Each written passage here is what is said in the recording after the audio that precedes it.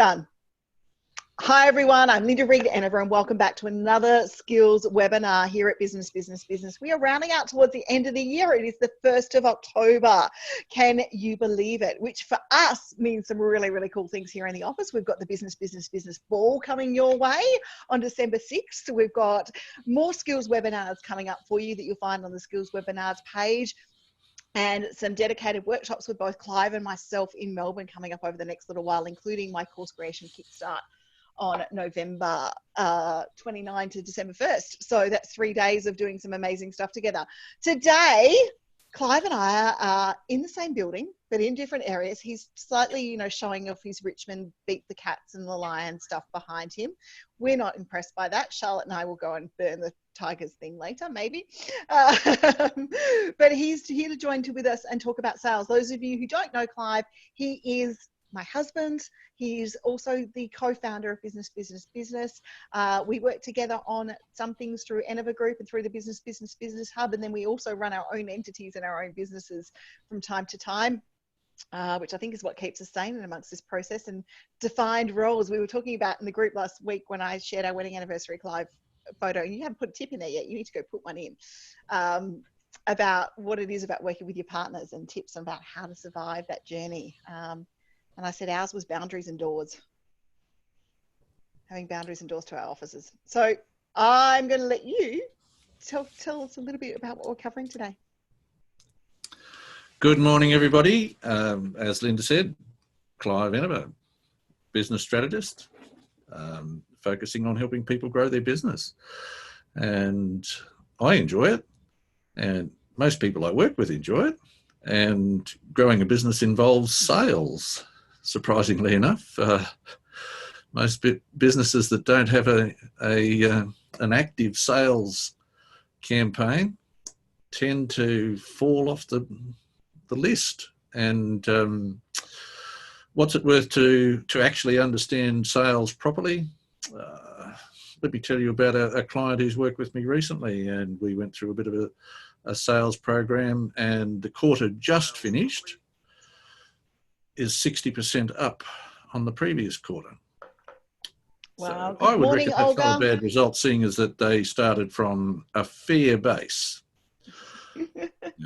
60% sounds wonderful if you're starting from not much, but starting from a fair base and making a 60% difference. What was the difference? It was, well, what I'm going to tell you about in the next half or 3/4 of an hour.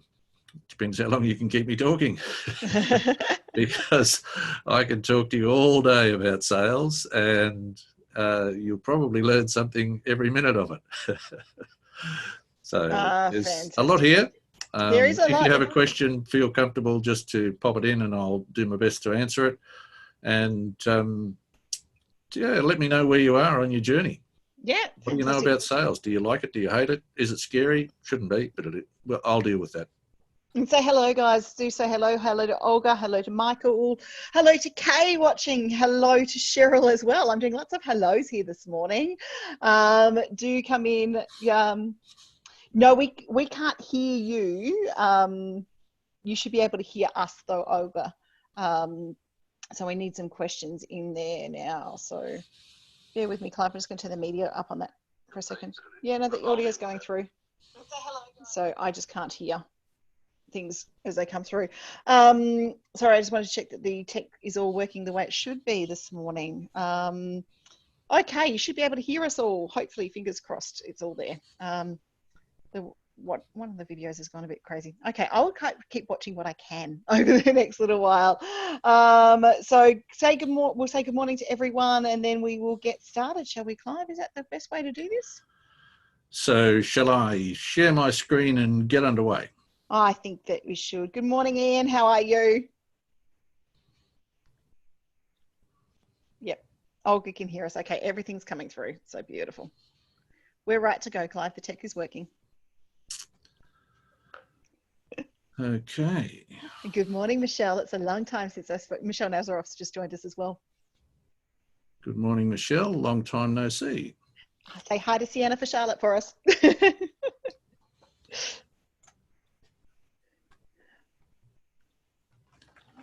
Okay, so we're underway. today is all about sales and the fact that it doesn't need to be scary. So if you're in sales and you're finding it scary, somebody hasn't taught you what you need to know, because what you need to know will allow you to understand why it's not scary. So we've got lots of things in sales. We've got salesmanship.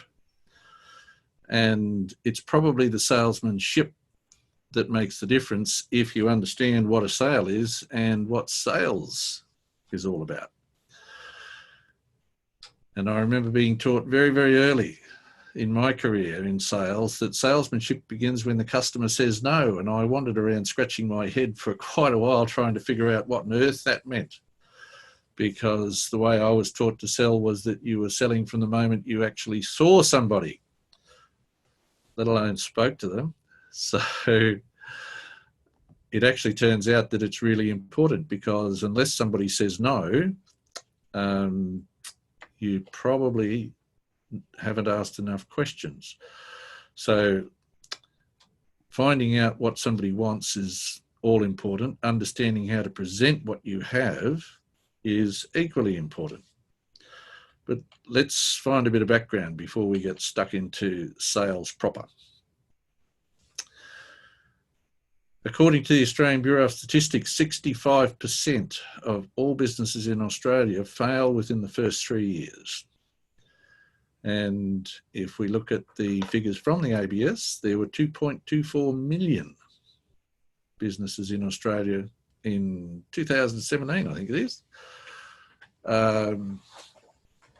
Notwithstanding that lots of people seem to fail in business, there was a 3% growth in the overall number of businesses year on year.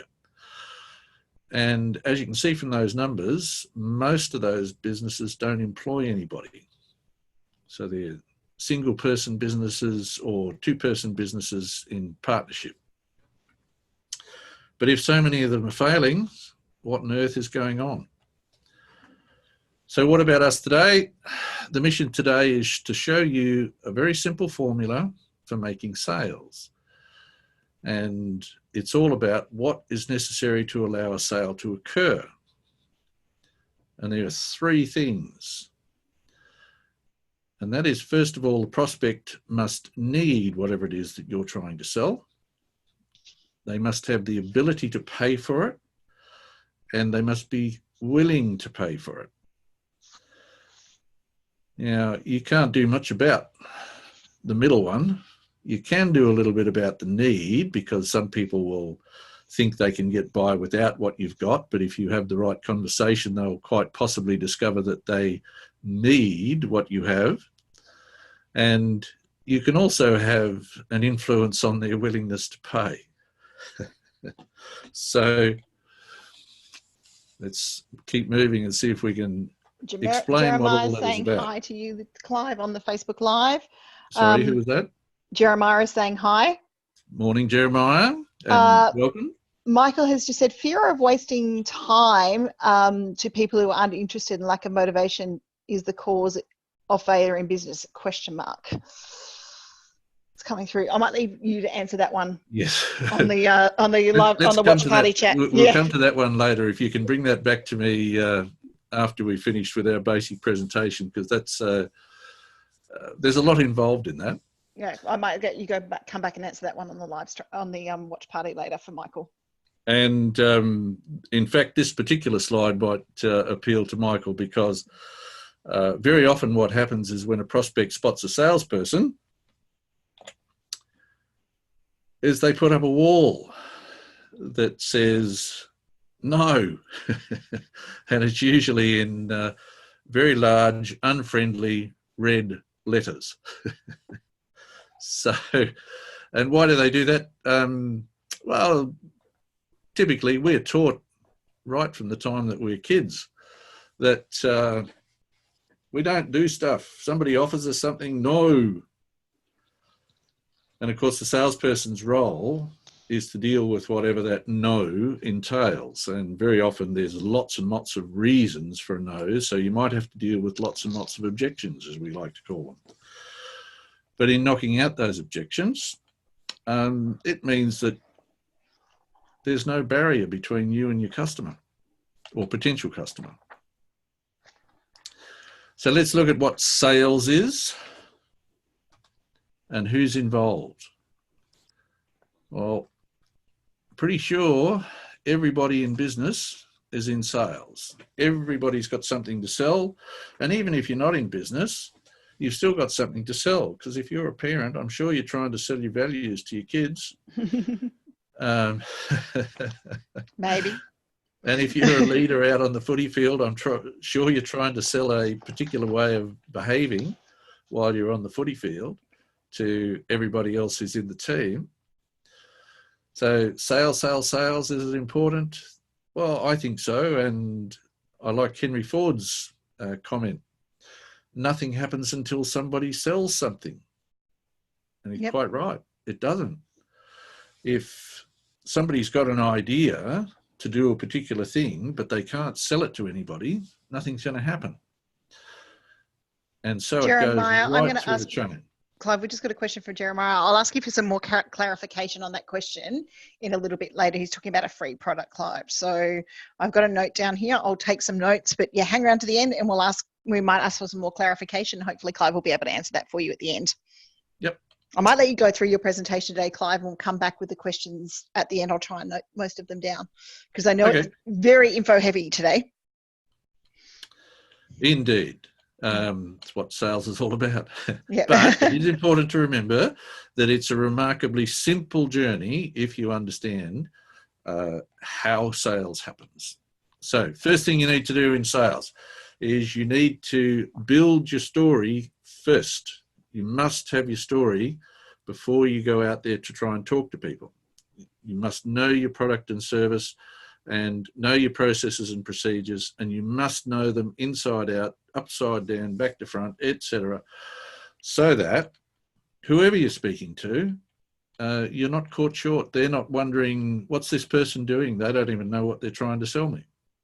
Because you've got to remember, when you're talking to a prospect, they don't know the rules. They do know the first part of the game, that is, no.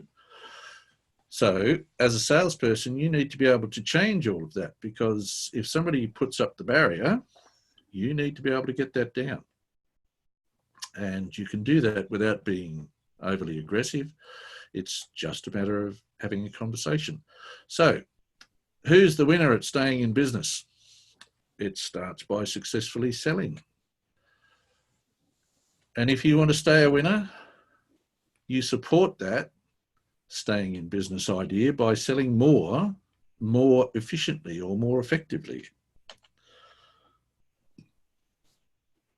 And if you want to stay the distance appropriate, you need a better plan, simple processes, simple procedures, and well-known methods. Those things alone will carry you forward far more quickly than most other things that are going on. So, who's had a look at their destiny lately? Give our live stream watchers just a little bit of time. They won't be getting, they will get the question just a little bit after you. So when you're asking participation questions, we're about a 20-second delay on the live stream. I know a couple of people have in the group because they've come to a couple of my workshops and we've talked about destiny and plans, but maybe not in the way that you're talking about today. We'll see how we go. Very good. Well, being somebody who likes definitions, I decided I'd make one for what is destiny. And I figure that destiny equals aptitude plus passion. Essentially, if we want to break that down, it means that if you have an aptitude for a particular thing and you have the passion for that, you get to define your own destiny. Yeah? Destiny is not something that happens to us. Destiny is something that we can create. So big question, who's in charge of your destiny? Is somebody else organising it, or are you? For our live stream watchers, let's give us a thumbs up if you're in charge of your destiny. Give a thumbs up on the live stream and let us know that way if you think you're in charge of your destiny, or if you need a little bit of help, let us know. Pop it up in the watch party. We're going to, because I can do a little bit more interaction today, Clive, we're going to try for it. So, we got some thumbs up coming in. So some people are in charge of their destiny. This is good things to know. If you're in the chat box, type yes. If you chat here, chat away. Guys, remembering that we're talking about engagement karma. So if you're engaging on these ones, hey, Kaylee, we're very well. Clive and I are very well. Kaylee's asking how we are today. So that's good. Yep, Kaylee's in charge of her destiny. Ian needs some help with his destiny. I'm sure, Clive, at the end of today, we might be able to offer Ian some help. I think we can probably do that, but we've got some right now, because the first thing to realise is that it's the choices we make, not the chances we take, that determines our destiny. So in other words, we've got to make decisions, make a choice, and making those choices is what determines where our destiny is, or how quickly we meet our destiny, for that matter. Fantastic. And if we just skip straight into sales now, what the devil is sales all about? According to the dictionary, it's the exchange of a commodity for money, or the action of selling something. A description that I like is allowing a prospect to change his or her mind without losing face. Now, through the years, and I was taught to do it this way, by the way, I've seen lots of salespeople upset people because they want them to change their mind, but they forget about the without losing face. And if you have the right conversation, people can change their mind without losing face. That is, they can decide that the alternative is better than what they first thought. And always remember, salesmanship begins when the customer says no, because if your customer says no, they're not really saying, no, I don't like you, or no, I don't like your product, or no, the product doesn't suit what I need. What they're saying essentially is, you haven't given me enough information to change my position. So that quite probably means you didn't do enough research. You don't know enough about your product or service, or you don't know enough about your customer. And most of what we're going to talk about today is how to find out about your customer. But we actually need 4 things to happen in order to create a sale. We need to build rapport and gain trust. We need to find facts, and that means identify the problem and what is it that the potential customer actually wants. We need to be able to make a really good presentation about our product or service.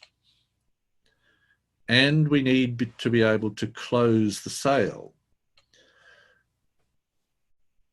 Most of those are what people think is scary about sales, and number 4 is probably the scariest. So perhaps there's a way that we don't need to put so much emphasis on number 4. Most importantly, time. I'm pretty sure that's what Michael mentioned. If you're beginning without a well-furnished and properly constructed presentation, you are inviting loss of direction, lack of clarity, and failure and disappointment.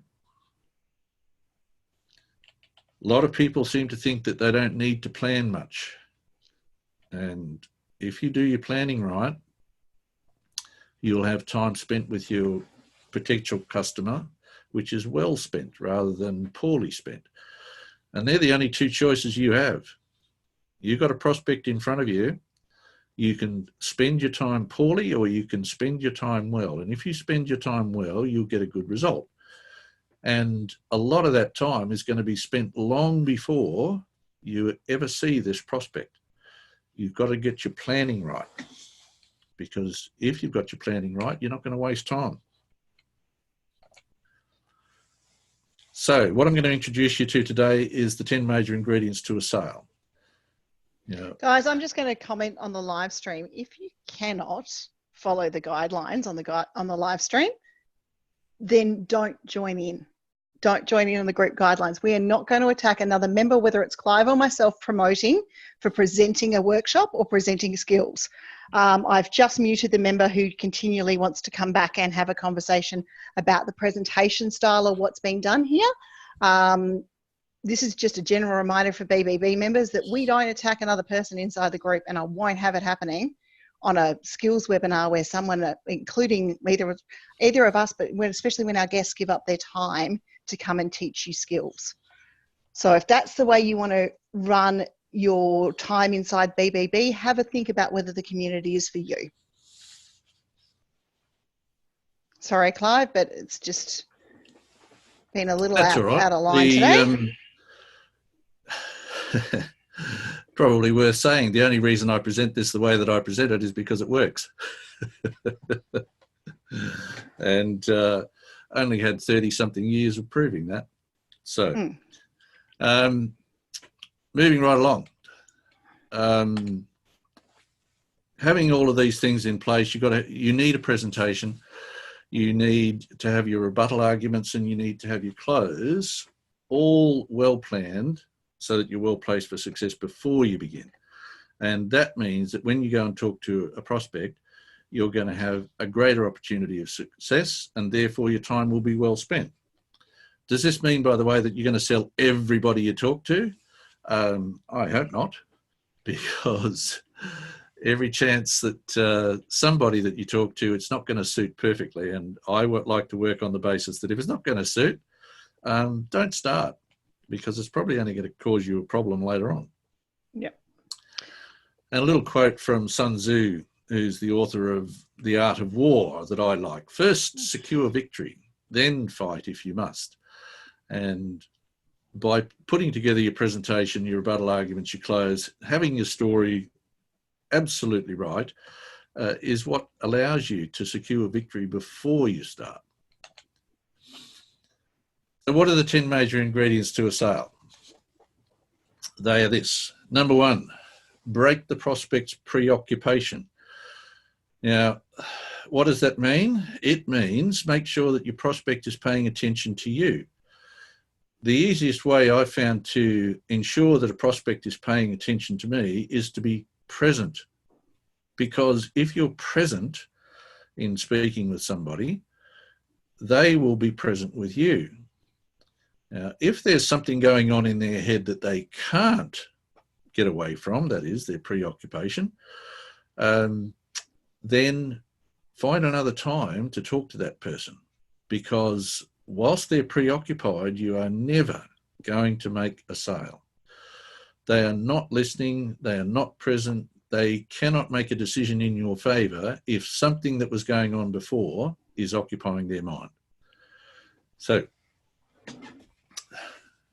why are these numbered the way they are? Because that's the very first thing you need to do. If you can't do it, move on. You're not talking to the right person, at least at the right time. Now, with all of these things, the fact that you can't sell to somebody right now does not mean that they are never going to be your customer. It just means that it's not now. So, to my members, we just spoke about that in the marketing circle this morning with Megan. Ha ha! I told you he'd say it. Well, it's a simple formula. There are 10 parts, but each one is equally important, because at any stage through these 10 major ingredients, you might find having, let's say we've got past number one, but for some reason you can't get number two done, which is to introduce yourself. Now, if you can't get that done, once again, leave. Because if you can't introduce yourself, the person is not going to respect you. You're not going to respect the person that you're speaking with or trying to speak with. So move on. But in introducing yourself, befriend them. That is, be a friend. And when you introduce yourself and your business. Be complete about it. When I'm out in the field and I'm introducing myself to somebody, I introduce myself by saying, I'm Clive Enever from Clive Enever Business Strategist. Now, why do I say my name twice? Well, I figure if I tell them twice, there's a fair chance they're going to get the Clive. I know they're not going to get the Enever. So it allows the person I'm speaking to understand that at least I'm comfortable to give them my full name and where I'm from, so that they're not thinking halfway through my presentation, who's this bloke again? Where's he from? What's he talking about? So introduce yourself well. Number 3, relax the prospect. How do you relax a prospect? You have a conversation with them, and you have a conversation about the prospect. Not you, not your product, not your service. Whoever the prospect is, that is who the conversation is about. You might have heard previously about open-ended questions and closed questions. A closed question is a question which invites or demands a yes or a no as the answer. An open question is a question which demands an explanation. And there are some very simple rules to understand. If you start a question with a verb, did, was, is, etc., that question is going to get you a yes or a no. If you start a question with who, what, where, when, how, or why, that question is going to get an explanation. And it's the explanations that you need during this conversation, because you want to know as much as you possibly can about your prospect, about why they are interested in your product. Now, that might seem an odd thing to say, because at this stage, they might not even know what your product is. So asking them straight out, why are you interested in my product, might be a silly question.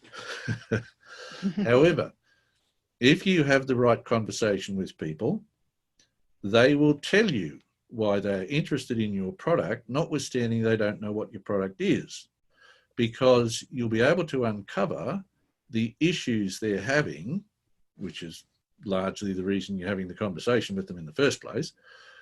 But you need to be able to find out precisely what the issues are. And the longer that you have that conversation, the more they tell you. The better you are at asking the questions, the more precise the information they'll tell you. And at the end of the day, you need precise information. For example, if I'm selling mobile telephones, and somebody's telling me about a problem they're having with their phone, and we're not precise, I might be trying to sell them a mobile telephone when what they really want is a telephone that's got a landline, which means I didn't listen. I'm quite possibly going to walk away blaming the prospect because they didn't tell me. Well, why didn't they tell me? Oh, that's right, I didn't ask the right question. So that conversation is enormous. And I call it, where did Granddaddy go to school? Because if somebody will tell me where their grandfather went to school, they'll buy whatever I've got. Now, you don't actually have to know where Granddaddy went to school. It's handy if you like that sort of conversation. What I'm trying to express by saying, where did Granddaddy go to school, is everything about their business or the issue that you can help with. Because if their issue is slightly outside of what you can do, it's a really good idea to not try and do the business. If it's a long way outside, it's obvious that you're not going to do the business. But if it's slightly outside, it's really no different to being a long way outside. You really, if you can't satisfy what a potential customer wants, you're only inviting a problem to yourself if you try. And what's the most important thing about a conversation? Listen, listen, listen, listen. Okay? Your conversation needs to be encouraging. That is, encouraging them to tell you more. So how's the best way to do that? Be present, listen, If you're not present, you're not listening. If you are present, there's a fair chance you are listening. And if you're listening really, really well, you're interpreting what they're saying.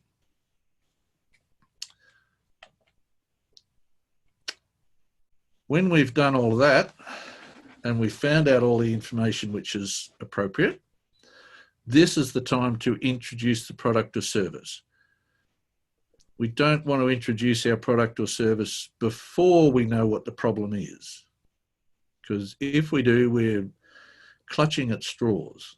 Once we've identified what the problem is, we've identified what solution the person wants, we're now in a position to present our product or service in a way which will actually help solve the problem. So, to start that off, ideally, you want to have what's called a statement of intent.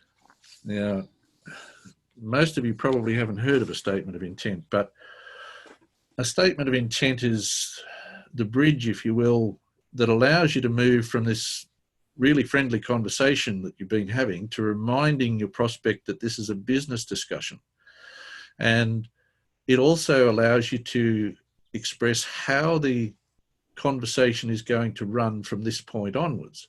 And it allows your prospect to tell you that they're comfortable with that or not. And of course, once again, if they're not comfortable, move on, go and see somebody else. But if they are comfortable, they're actually telling you that they're really keen to have you resolve the issue that they have. So lots of people get really nervous about this point of the conversation with a prospect. Not necessary. They're actually telling you that they like you and that they would really like for you to resolve their issue. During the Where Did Granddaddy Go to School conversation, you found out all sorts of general information. This is the opportunity to get it really precise, okay? Identify exactly what needs to be resolved and how the prospect wants it resolved. When you do that, you're in a really good position to make your presentation. So in getting all of this information precise, you want to gather precisely what is going to make the sale. So everything that you learned earlier and you thought was important, bring it back and clarify and make sure that it's important. And in identifying that it's important, make sure that your product is going to be the perfect fit. Does this mean you're going to change the presentation, change the description of what your product is? No, it means you're going to express it in a way that the prospect can understand that it's a perfect fit. And you'll notice that on each of these slides, I've got the who, what, where, when, how questions. And it's probably worth pointing out, why have I got why in brackets? Why in sales can be a really dangerous question. If you understand how to use it, it's really, really powerful. But if you mess it up, it can get you into a world of trouble. Simple explanation. If somebody has said to you a particular thing, I don't eat ice cream. And generally they won't say I don't eat ice cream. They'll say I don't eat ice cream because I don't like the taste or whatever. If you ask that person why they don't eat ice cream, it does two things. One, it gives them an opportunity to reinforce what they've already told you, which was a negative and you didn't want that. And on top of that, it has them questioning what you're doing because they're thinking, didn't this person listen to me? And so their reaction to that is very often, I just told you that, you dill. So why, really powerful, really good, but understand what sort of responses you're going to get when you use why.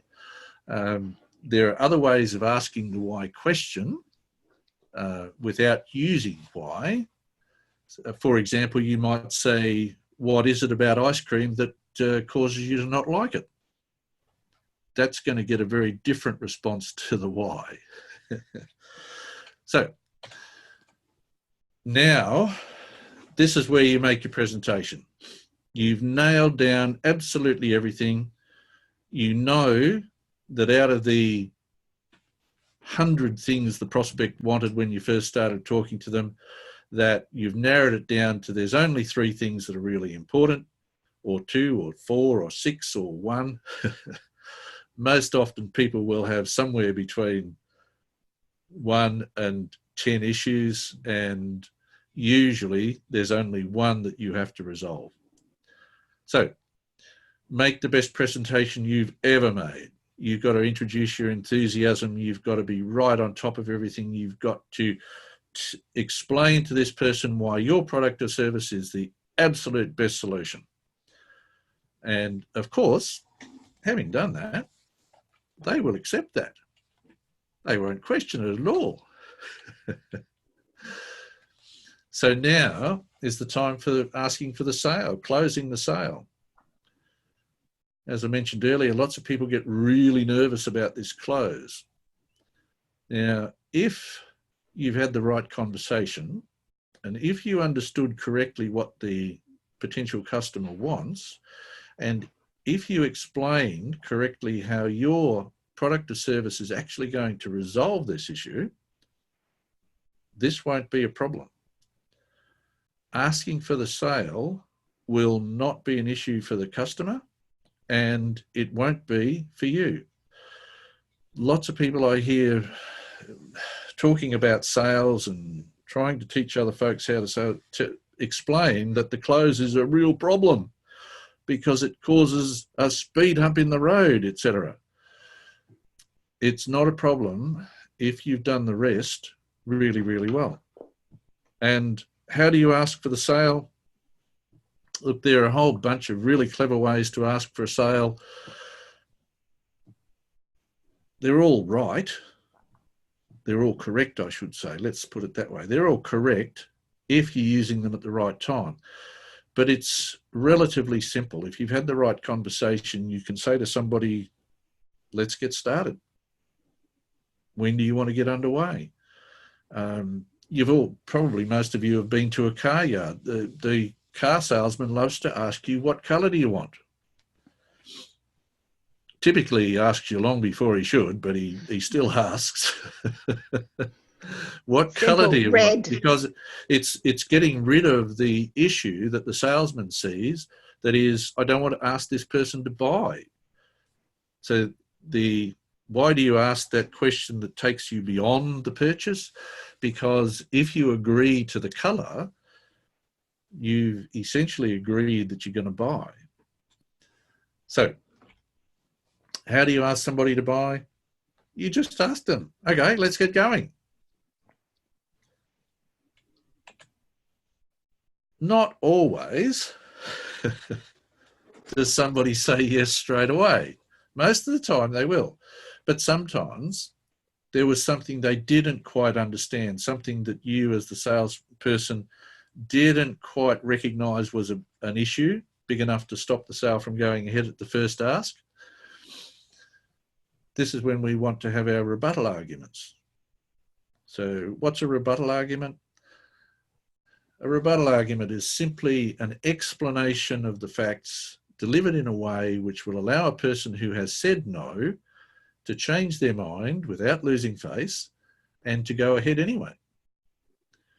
So you want to have rebuttal arguments which are encouraging, and you also want to have something which will reassure the potential customer that they're doing the right thing. If you think about whenever you've gone to buy something, chances are the biggest fear that you were holding at any particular point during the process was you were particularly worried about what other people would think of the decision that you've made. So reassurance is really, really important, because the potential customer is thinking, am I doing the right thing here? What will my friends think? You know, if they work for a corporation, what will my boss think? Am I making the right decision here? So you use your rebuttal arguments to put your prospect in the place where their outcome is paramount, and it makes them comfortable that they're going to make the right decision by choosing to do business with you. Number 9 is you close the deal and get the yes. Okay. Wonderful thing about selling is that when you're selling, you're a fantastic artist. You are a tremendous artist, in fact. You get to draw the pictures in somebody else's mind using your words. So use them well. Draw a fantastic picture, because that picture's worth 1,000 words and people will go with it. And number 10 is get the money. Now, this is an interesting thing, because the sale is actually already made. Getting the money should be a simple transaction that just flows. Okay, the purchase was actually made long before the money comes into it. So in essence, notwithstanding the dictionary definition that I put up earlier about sales, the money itself is just a decision of whether or not they can afford it. They've already bought it. They've bought the concept. The money is just a transaction, and it's actually separate to making the sale. Without it, you don't have a sale, but it's separate to making the sale. Probably get a bunch of questions on that one, Linda. We most probably will. We've got quite a few questions actually for you. So when you're ready, well, I'd better skip through this really, really quickly so that we can get to the questions and answer them. What's important about selling? Know what creates a sale. Those 10 major ingredients, they're guaranteed to give you a sale. If you get through those 10, you've got a sale. It also gives you a path to run on. If you get to number 2 or number 3 or number 4 and you can't undertake what it requires, you know you're not going to make a sale, because if you choose to skip over one of those, guess what? The sale's not going to happen unless you go back and deal with it. Yeah. So you know at any time during the process of that conversation whether or not the sale is going to ensue or has an opportunity to ensue. So if it's not working, go away. Go and talk to somebody that you can make a sale to. Know how to qualify people. Now, this is a whole different story, but it's a whole webinar. You need to have a qualifying statement. And your qualifying statement allows people to put their hand up and say, yes, I am your prospect. They won't use those words, but that's what they're saying. Or, no, I am not your prospect. And that statement is typically between about 14 and 18 words. That's all you need to identify your ideal customer. It's that simple. And have a conversation. Find out as much as you possibly can about the person you're speaking to, about their situation, about the wishes they have to resolve the issue that they have. That wasn't scary, was it? Nah. That's fairly simple. So, before I get to your questions, I've got a special offer. If any of you would like to have a call with me just to discuss your sales strategy, presentations, prospects, or any other aspect of improving or growing your business, you're most welcome to do so. There'll be no charge on that call. It's normally a $4.95 call, but you can book your call at cliveenever.com.au/booking-calendar, as written there on that screen. And we'll try and send that out on the... it'll be on the replay. I'm putting it on the links now. On the chat and on the website. You're most welcome to jump in there and book a call. And, yeah, what's it worth? Well, that's what other people have got out of it. More clarity, more time, more money, more peace of mind, more certainty, more success.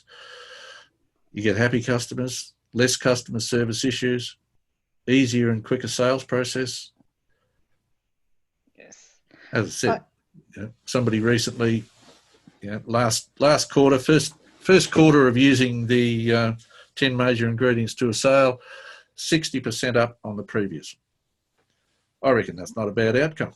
Not too bad at all. Okay, Clive, I'm going to run you through some questions and we'll get through. There's a couple that I want you to respond to maybe directly in the feed on the watch party after this session, because I think it's going to need more clarification from you on a couple of them. Yep, Jeremiah, I was there. Just give me a little second. Computers are freezing, tech's freezing, and I was about to lose battery. So I've literally moved into one of the most uncomfortable positions to finish this webinar off to get access to power. So we are getting there, and bearing in mind that we always service our webinar people first before we service a live stream chat. So to our webinar guys, if you have any questions, so for the ones who've actually registered and put the time there, please feel free to ask Clive. You will get your questions answered first, but I will go through a couple now. The Michael's question before, Clive, I'd like you to have a bit of a look at the one in particular that I spoke to you about earlier. Jeremiah has a product which is a mobile app. It's free, so price is not his problem. He just wants downloads. He's built a following of 12,000 followers on Facebook, 1,000 followers on Instagram, and 2,000 followers on Twitter. He's made it into Shark Tank in 2014, and the product is called iDimplic. Now, Jeremiah, first thing I'm going to suggest that you do is book a session in with Clive and have a direct chat with him. I'm going to suggest that to most of the people ask questions here today. It's going to be one of those things that you can definitely take forward over the next little while. Jeremiah's put a video in. I can't watch that video and have the live streams all running in the go. The technology I have here will kill me. Okay, so fingers crossed we'll get things forward. I've had to type that link in, Michael. Apologies. Apparently it looked like the booking link calendar's not working, but my computer here decided to freeze. So it's maybe my end. So let's see if I can get the other bit up and running. Clive, would you like to try and answer that one for us? So I'll just see if I can get this up in another window. Okay, we've got to make a bunch of presumptions, but we're presuming that he's not getting many down, or at least enough downloads that he wishes, notwithstanding he's got lots of followers. Yep. The really short answer is you're not sending the right message. You might be sending the right information, but you're not sending the right message, and the information is bringing in a group of people to your groups, your followers. They're coming because of the information, but the message is not getting to them that they can, benefit in some way.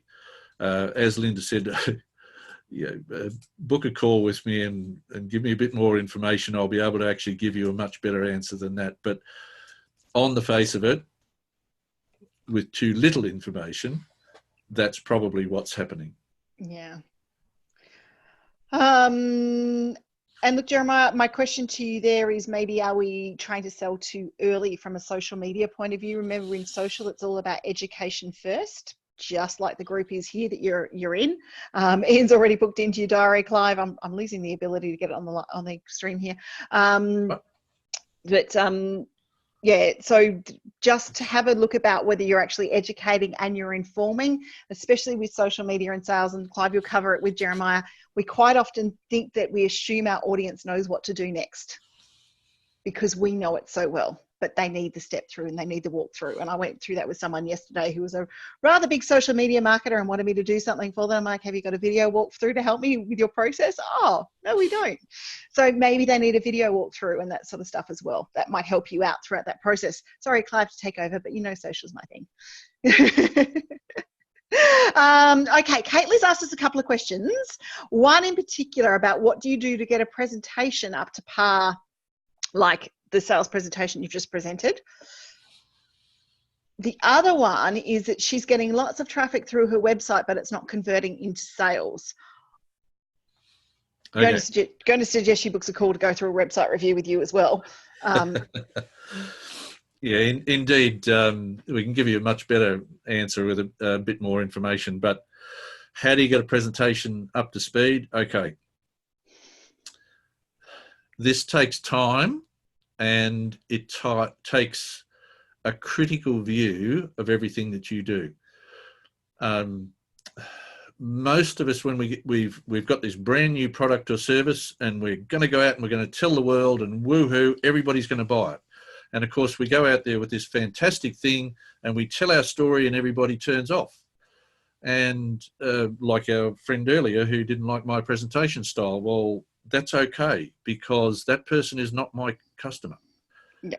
Okay? Now, we found that out really, really early.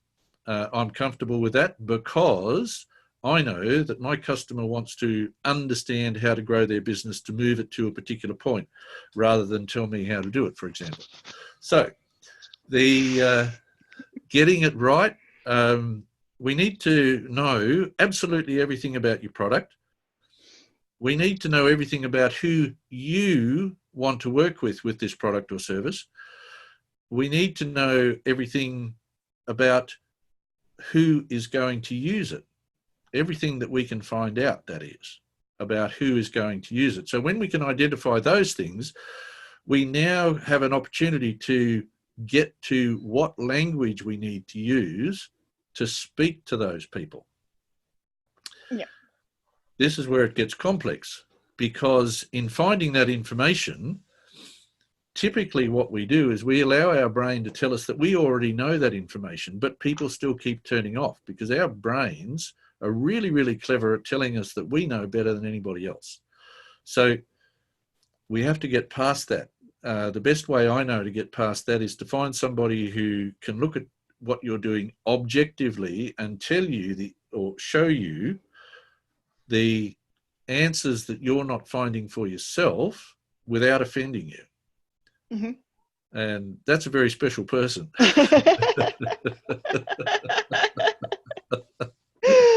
Oh, yes. Look, that's the really short answer, but book a call and give me some more information, and I'll help you through that. Okay, I'm not getting to see all of this, all of the Q&A now because the computer decided to freeze on me. So I have to come back to a couple of those questions that was asked. Michael's asked us, how many presentations in a slide is too many?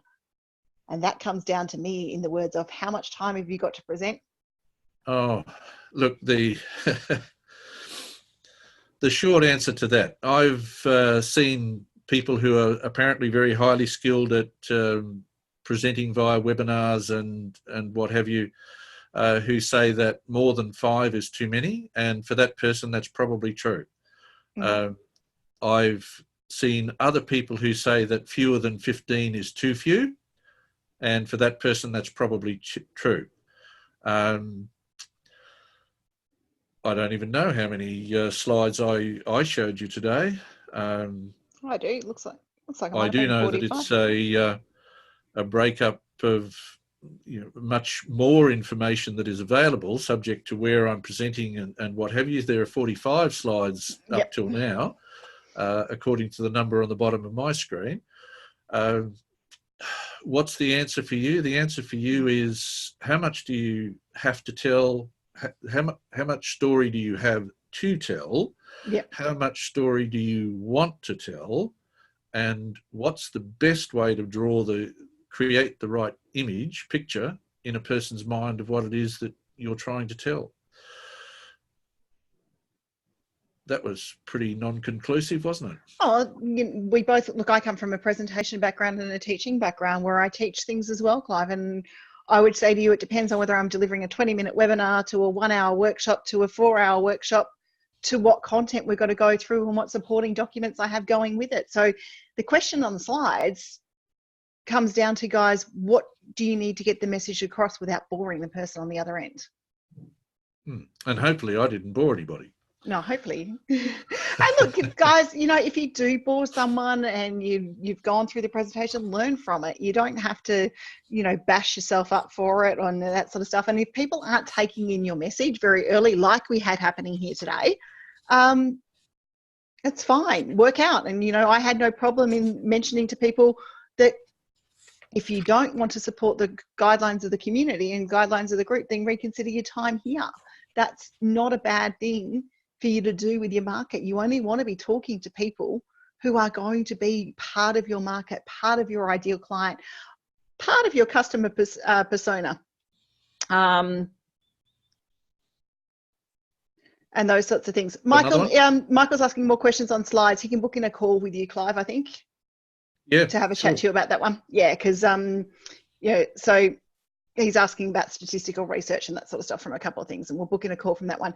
But the one thing I was going to say, Clive, is more on the customer persona type of thing, and I'm working with the ideal customer. You have a workshop coming up.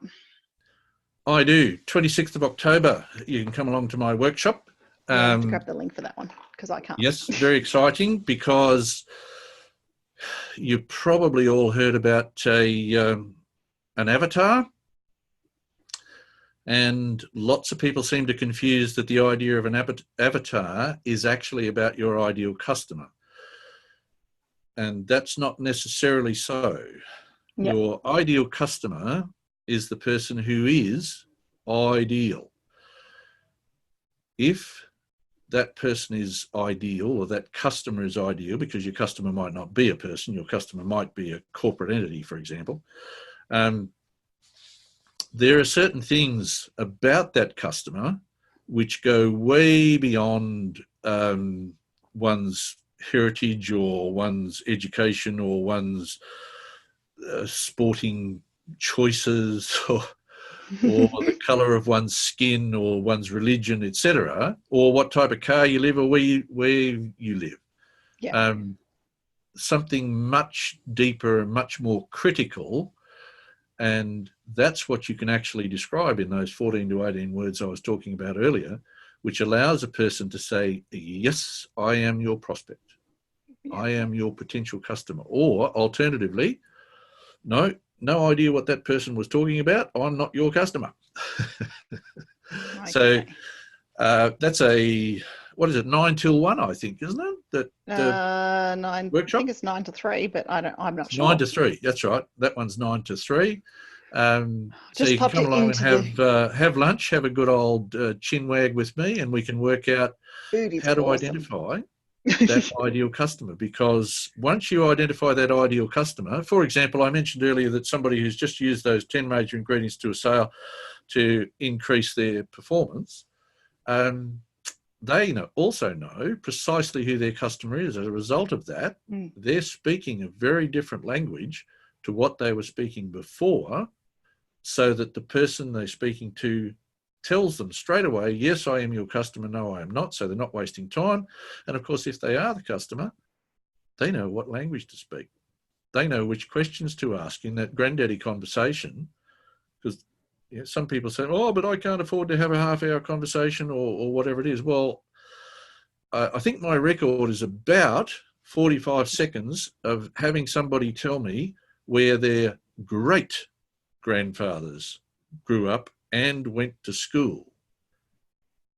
I was impressed. I don't know if anyone else was, but I was. Look, I think we can't afford not to have the conversation with our clients to know who they are and what they need to do. Clive, we have hit the hour. We are at the end of our hour for the skills webinar. So have you got any final words of wisdom to leave our members with today before I start telling them about our next webinars? If sales is bothering you, the chances are it's bothering you because you have not had sufficient education around what sales is and how it works, or you are unable to put together the appropriate story for your ideal customer. You're quite possibly trying to sell to people who are not your ideal customer. Can you do that? Of course you can.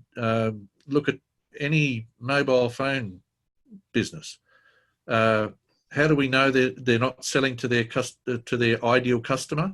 How big's their customer service department? That's all you need to ask. And if you're having an issue with it, have a chat to me. We'll soon find out whether or not I can help you. And if I can't help you, I'll tell you. Yep. You're not coming into my business as a bad customer. Okay. Well, Clive, thank you for joining us. Thank you for taking time out. For those of you who don't know, Clive also runs a Monday morning motivation session on his Facebook page every Monday about 10 o'clock in the morning, which he's giving you tips to help you work through your week through those areas. So if you just type in Clive Enever in Facebook, you'll find him, business strategist, and you can follow and get alerted to those Monday morning motivation sessions that Clive has running for you. For those of you who aren't aware, the Business Ball is coming up on October 6th. Sorry, not October 6th, December 6th. I don't know why I keep saying October 6th. December 6th at the Victoria Hotel Ballroom. It is a chance for us to get together as business owners and celebrate all things business. Turn off your phone. And we are looking forward to seeing all of our BBB members there. Our next skills webinar, if you head to business.com.au/skills, Clive, if you could grab the link and put it in the chat box. I just don't have any Chrome access to give it to our webinar attendees, please. If you can pop that into the chat box for our members. Our next skills webinar is with Shalunka, and she's going to talk to us about the importance of CRMs and client relationship management tools when it comes to looking after your business, which is huge for all of us, to make sure that we are actually managing those relationships, whether we're making the sale, whether we've made the sale, whatever it is, we're making sure that we nurture those relationships. So she's going to come and share her expertise as a person who's worked for lots of CRM companies and designing CRMs and managing systems and workflows, to teach us how the benefits of having a CRM in place for our business. And you know me, I like my system, so it's going to be one webinar that I am going to be looking forward to hosting, but let alone also learning some tips or tricks from Shalunka over that period of time. So please register for that one as well. That one's on October 22nd. We actually have a break from webinars for the next 2 weeks, but we'll be back on the 22nd of October.